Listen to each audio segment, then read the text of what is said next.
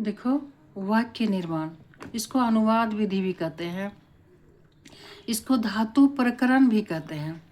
और ये मान करके चलो कि जिस तरह से मनुष्य के शरीर में अगर रीढ़ की हड्डी ना बने, रीढ़ ना रहे, तो वो उसका संरचना गलत हो जाएगा, ठीक नहीं हो पाएगा, शरीर का संपूर्ण शरीर की संरचना नहीं बन पाएगी।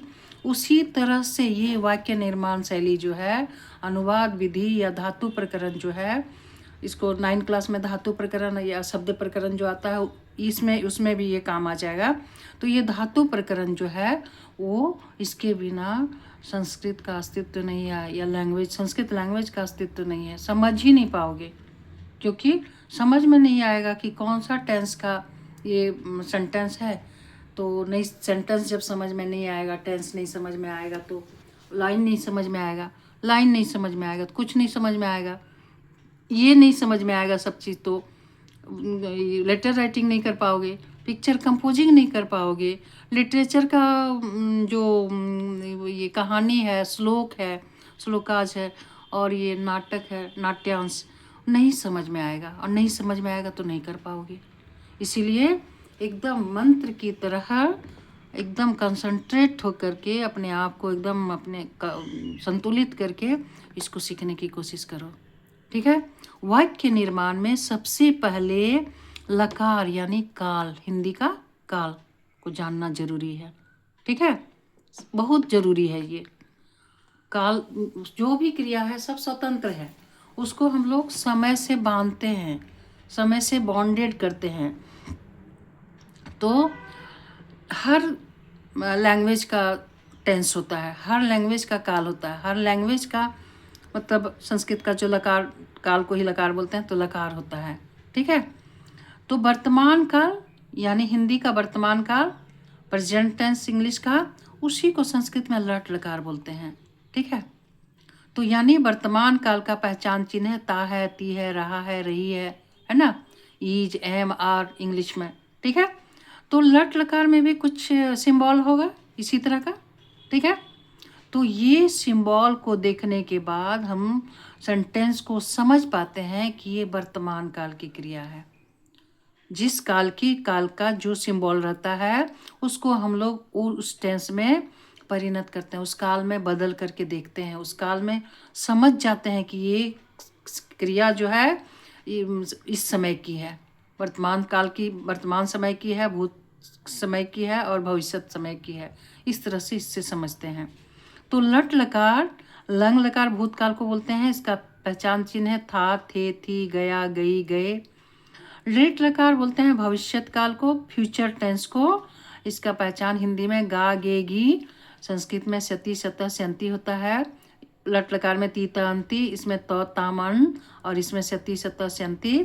लोट लकार आज्ञा देने में, आ जाऊं, खा लूं, पी लूं, अंदर आऊं, बाहर जाऊं, ये आज्ञा। तो आज्ञार्थक में लोट लकार होता है, इसमें इसका पहचान चिन्ह है तू, तामंतु। उसके बाद है विधिलिंग, चाहिए अर्थ में, उठना चाहिए, बैठना चाहिए, पढ़ना चाहिए, जो भी सेंटेंस में चाहिए है, निजनार्थक है, उसमें विधिलिंग लकार होता है। उसमें एत, एताम, एयु इसका पहचान चिन्ह है। ठीक है। तो सबसे पहले आज हम लोग देख लेते हैं कि लट लकार वर्तमान काल, इसमें बार बार हम लिखने का जरूरत नहीं महसूस कर रहे हैं, लेकिन देख लो, ता है, ती है, रहा, रही, ये। ठीक है। इंग्लिश में ईज, आर, एम। ठीक है। अब देखो लट लकार वर्तमान काल, जो समय अभी चल रहा है उसको बोलते हैं वर्तमान काल। ठीक है। इसका वचन, वचन मतलब किसी वस्तु या पदार्थ के जो संख्या का बोध कराए उसको कहते हैं वचन। अब देखो यहाँ एक वचन में एक संख्या का बोध होता है, द्विवचन में दो संख्याओं का बोध होता है, बहुवचन में 3 या 3 से अधिक संख्याओं का बोध होता है। ठीक है। अब देखो पुरुष, प्रथम पुरुष, मध्यम पुरुष, उत्तम पुरुष। ठीक है। प्रथम पुरुष जिस किसी के विषय में कुछ कहा जाए उसको बोलते हैं प्रथम पुरुष। ठीक है। मध्यम पुरुष सुनने वाला को बोलते हैं, जैसे तुम लोग सब कुछ सुन रहे हो मेरी बात, तो ये हो गया मध्यम पुरुष। उत्तम पुरुष बोलने वाला को बोलते हैं। यहाँ मैं बोल रही हूँ तो मैं हो गई उत्तम पुरुष। ठीक है, देखो संस्कृत सबसे शुद्ध लैंग्वेज है। ठीक है, तो प्रथम पुरुष यानी अन्य पुरुष, हम लोगों का हर लैंग्वेज में क्या होता है, first person, second person, third person, लेकिन संस्कृत में मेरा है third person, second person, first person. जब तक थर्ड पर्सन नहीं होगा तब तक फर्स्ट पर्सन बोलेगा ही नहीं, तो सेकंड पर्सन सुनेगा क्या, कुछ नहीं सुन पाएगा। बोलने का कुछ तो जरिया होना चाहिए ना। तो जिस किसी के विषय में कुछ कहा जाए उसको बोलते हैं प्रथम पुरुष। जैसे बोलते हैं राम एक अच्छा लड़का है, तो राम के विषय में बोल रहे हैं, वो तुम लोग सुनने वाला है, मैं बोलने वाली, और राम के विषय में बोल रहे, तो राम यहाँ मौजूद नहीं है, तो राम हो गया प्रथम पुरुष। राम हो गया एक वचन, एक वचन के के साथ क्रिया लगती है ती, तो ती ही लगेगा। ठीक है, तो प्रथम पुरुष में श मतलब वह, तो मतलब ये दोनों, ते मतलब ये सब। ठीक है, मध्यम पुरुष में त्वम मतलब तुम, युवाम मतलब तुम दोनों, यूयम मतलब तुम सब। ठीक है, उत्तम पुरुष में अहम मतलब मैं, आवाम मतलब हम दोनों, वयम मतलब हम सब या हम लोग।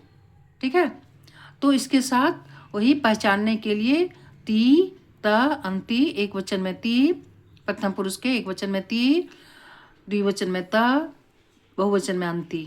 ठीक है, त्वम के साथ में एक वचन में सी, द्विवचन में थ, बहुवचन में थ। ठीक है, उत्तम पुरुष के साथ में अहम के साथ में आमी, आवाम के साथ में आवा, वयम के साथ में आमा। अब देखो यहाँ पर 9 सेंटेंस हम फॉर्मेट किए हुए हैं, तो आराम से तुम लोग इसको समझ सकते हो। वह पढ़ता है, वे दोनों पढ़ते हैं, वे सब पढ़ते हैं, ये थर्ड पर्सन का हो गया 3। सेकंड पर्सन का तुम पढ़ते हो, तुम दोनों पढ़ते हो, तुम सब पढ़ते हो, ये सेकंड पर्सन का हो गया। मैं पढ़ता हूँ, हम दोनों पढ़ते हैं, हम लोग पढ़ते हैं, ये फर्स्ट पर्सन का हो गया। अब इसके अकॉर्डिंग ये जो हम चार्ट दिए हैं, इसके अकॉर्डिंग इसको बना दो, 9 सेंटेंस तैयार हो जाएगा। और ये तैयार होने के बाद यहाँ हम अभ्यास करने के लिए दिए हैं, जंबल कर दिए हैं, समझ गए, एक वचन, बहुवचन, द्विवचन, सब कोई को इसको जिस तरह सिस्टमेटिक ढंग में लिखे उसको ना करके हम इधर उधर करके कर दिए हैं, ताकि तुम लोग थोड़ा सा अपने आप को कंसंट्रेट करके इसको बनाने का कोशिश करोगे। ठीक है, वह जाता है, फिर दे दिए बहुवचन, वे लोग जाते हैं, तुम खेलते हो, वे दोनों पढ़ते हैं, तुम लोग दौड़ते हो, मैं खेलता हूँ, तुम दोनों जाते हो, हम लोग लिखते हैं, हम दोनों देखते हैं। क्रिया भी सब अलग कर दिए हैं ताकि क्रिया को भी जानने लोगो। ठीक है, जाना का क्रिया गम होता है, गच में बदलता है। खेल का क्रीड या खेल लिख सकते हो। पढ़ का पठ होता है। दौड़ने का यहाँ लिख दें क्या, लिख देते हैं, यहाँ धाव हो गया दौड़ने का। खेल का क्रीड हो गया या खेल लिख सकते हो। जाना का तो जानते हो, लिख, यहाँ लिख का लिखना, लिख। देख का होता है यहाँ दृश्य धातु है, ठीक है, दृश्य, लेकिन यूज होता है पश्चिम में। ठीक है, तो इस तरह से हमारा ये वाक्य निर्माण का स्टार्टिंग हुआ, प्रारंभ हुआ। ठीक है, ये अभी ये वीडियो, इसके बाद लगातार लंग लकार, दृढ़ लकार, उसके बाद लोट लकार, विधिलिंग, ये 5 लकार का लगातार हम कर दे रहे हैं ताकि तुम लोग को असुविधा ना हो। ठीक है, इसको कर लेने के बाद हम शब्द प्रकरण में जाएंगे, शब्द रूप को कैसे इंक्लूड करते हैं सेंटेंस में। ठीक है, देख लो इसको, एक बार देखो इसको, उसके बाद अभी तुरंत फिर चलो भूतकाल में चलते हैं, इसको देख लेने के बाद।